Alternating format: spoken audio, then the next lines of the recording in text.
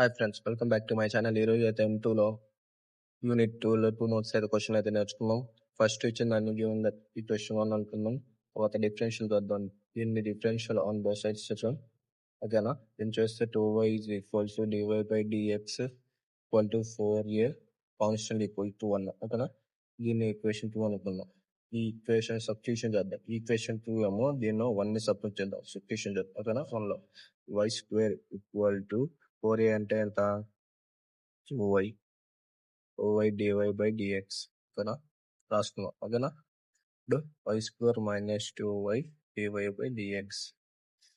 Okay, ఇప్పుడు dy by dx ముందు రాసుకున్నాం is equal to y square minus 2y.